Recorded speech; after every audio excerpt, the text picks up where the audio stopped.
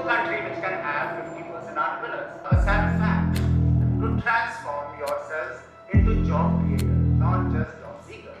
You have to read about Startup India, you have to go to their website, you have to see what are all the schemes in Startup India. It's not enough to dream big, but it's an extraordinary belief in yourself.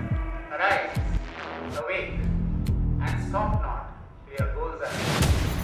Respected people on the dais, respected members from AIC Pinnacle, HPCL, SNGT, WISE, and all the young, innovative, budding innovators right in front of me.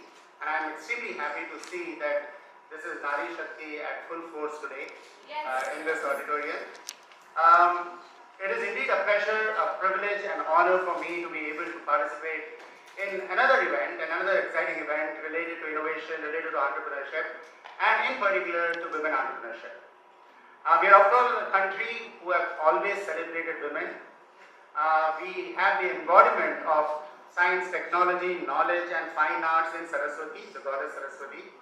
We have always worshipped all the goddesses with as much fervor as we have the deities Shiva or Vishnu and so on. And that's a unique aspect of our country.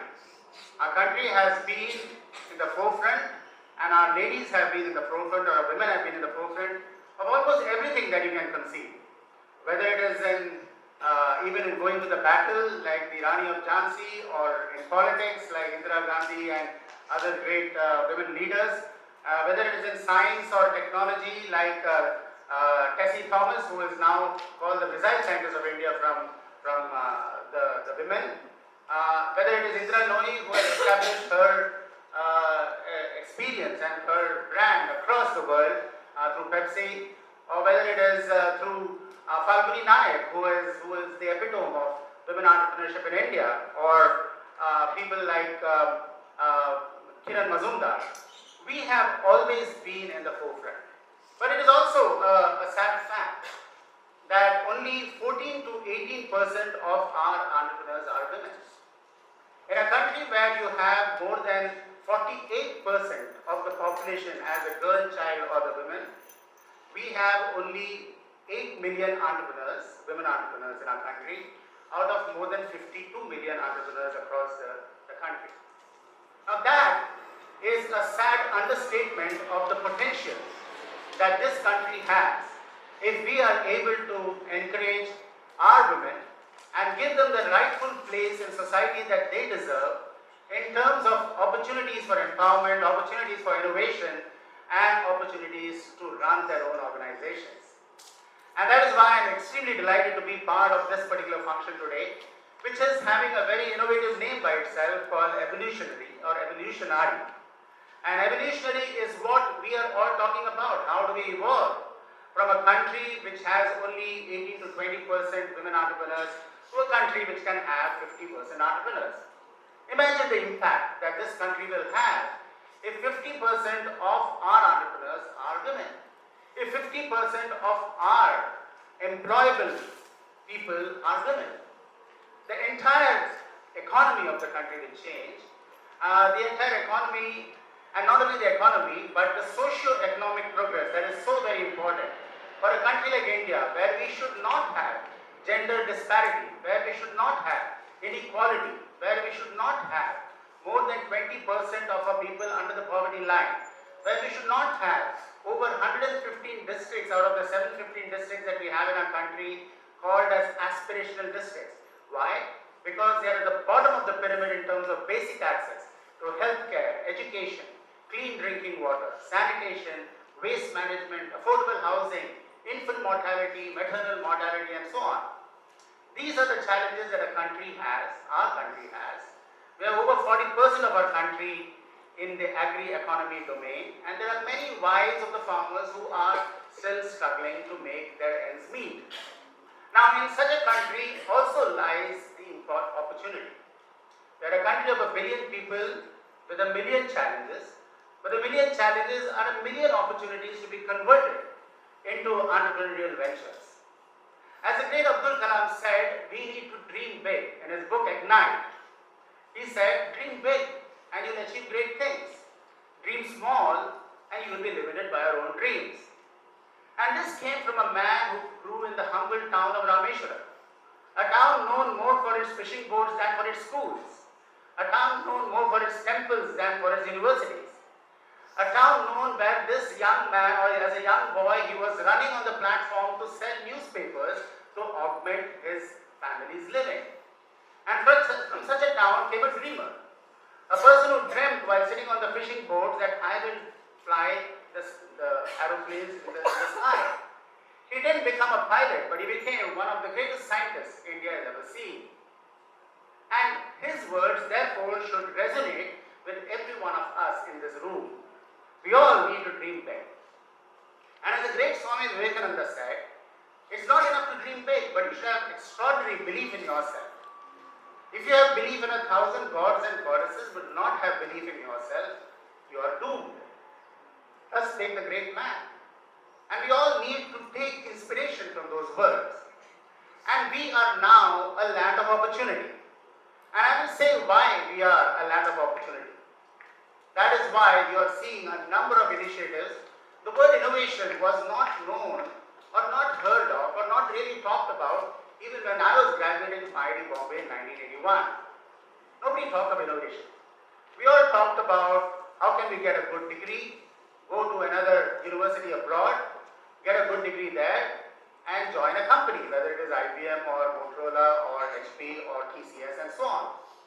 We all wanted to be job seekers. None of us aspired to be a job creator. But what has allowed India to grow to this point? Of course, our education system, our thirst for becoming job seekers to the world's greatest companies across the world, that all has stood us in good stead. We are now a $250 to $300 billion ITS country. We are the knowledge capital, or one of the rising knowledge capitals of the world. But what we have today is much more than that. What we have today is a country which is one of the youngest countries in the world. We have more than 1.4 billion people, but 65% of our people are under 35 years old. 50% of our people are under 25 years old. We have 25 crores of students in our schools. We have 1.4 million schools. We have 10,500 engineering and related institutions like the SMDT and the ones in Pune where AIC Pinnacle is partnering with. We have more than 15,000 colleges. We have 150 million young students, out of which 48% of them are represented here. A symbolic amount of them are represented here. So we have what is called as youthful energy, which is the envy of many a country. And that youthful energy is coursing through our nation. And that's a very powerful transformative energy. That's a very powerful amount of Nari energy which is flowing through this nation. How do we transform this Nari energy, this women energy, in addition to the rest of the energy that is there in this country, to become a powerful transformational force, not only for your own family, which is very important, but for the society that you live in, for the country that you inhabit, and for the world at large. And therefore, one is we have this opportunity, and this particular event, and SNDT and all the other initiatives that you are looking at from AIC Pinnacle or HPCL and so on, these are the opportunities to grab, to transform yourselves into job creators, not just job seekers. The second most important thing that's happening in our country is we are one of the fastest growing economies in the world. We are growing at a pace of between 6 to 8% every year. Now that's an unusual rate of growth for any country of our size. We are already the 5th largest economy in the world. We are poised to become among the top 3 within the next 10 years. Now that is very important if you want to build up a startup movement. That's very important if you want to be able to invest in startups. Our economy has to be doing well.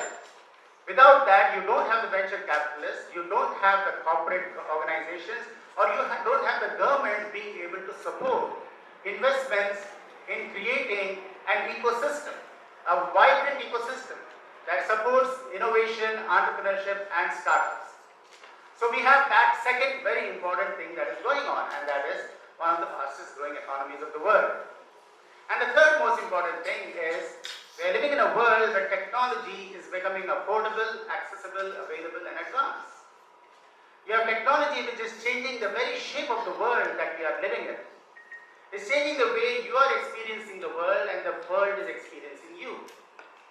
It is enabling you to create a product or a service. All the women entrepreneurs, wherever you be located, from Jodhpur to Japan, you have the ability to take your product, create a service, create a product, and sell it to the remotest parts of the world because of cloud services, because of connectivity, because of fiber optic, because of wireless communications, because of high-speed communication, and so on. You have the ability to sell your product from Sikkim to Seattle or from Salem to San Francisco. That, my dear friends, is the opportunity that is there in front of you. So you have 3D printing, robotics, IoT, miniaturized electronics, augmented reality, virtual reality, cloud services, all of them, sensor technologies and IoT coming together and becoming affordable, accessible, available, and advanced. Now that, my dear students and my dear friends or young entrepreneurs, is a very powerful combination. A combination of the demographic dividend that I was talking about, of a growing, one of the fastest growing economies, and of technology that is enabling you to reimagine the world. Reimagine everything around you. Reimagine the way you are buying products. That is what has triggered Falguni Nair to create a fashion industry, or Kiran Mazumdar to create the biocon industry, or so many other women entrepreneurs who are now being extremely successful.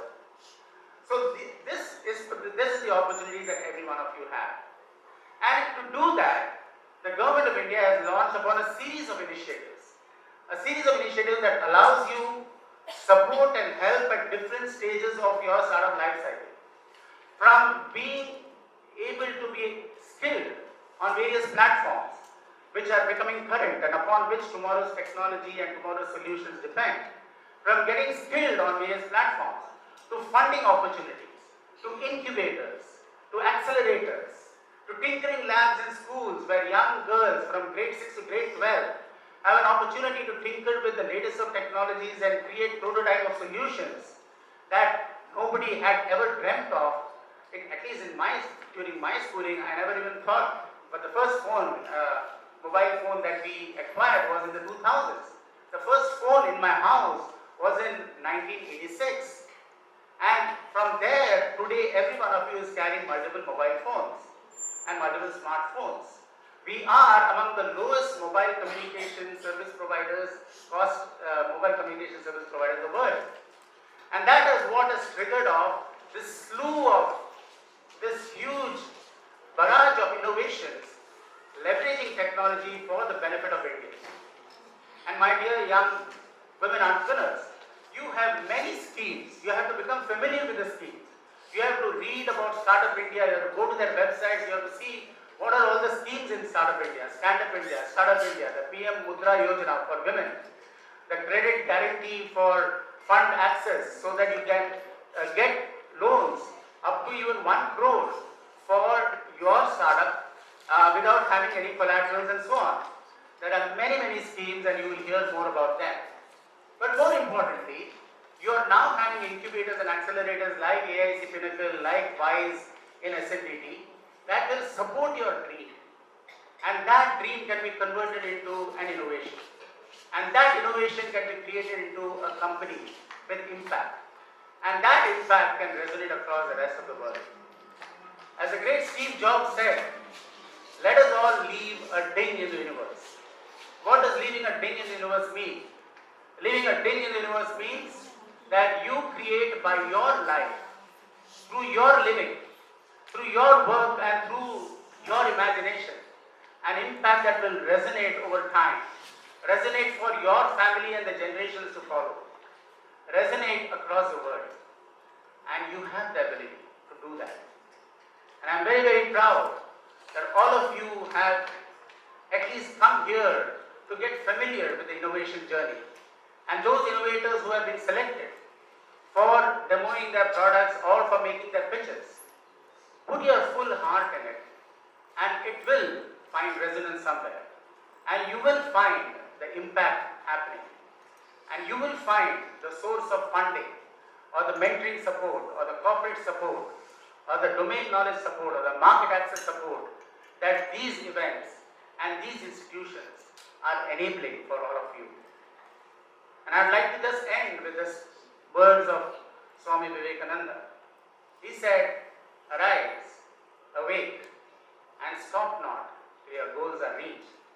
So can I request all the women entrepreneurs and all the women present in this audience, arise to the challenges, but more importantly, the opportunities that are presenting themselves in the new India that you are seeing blossom.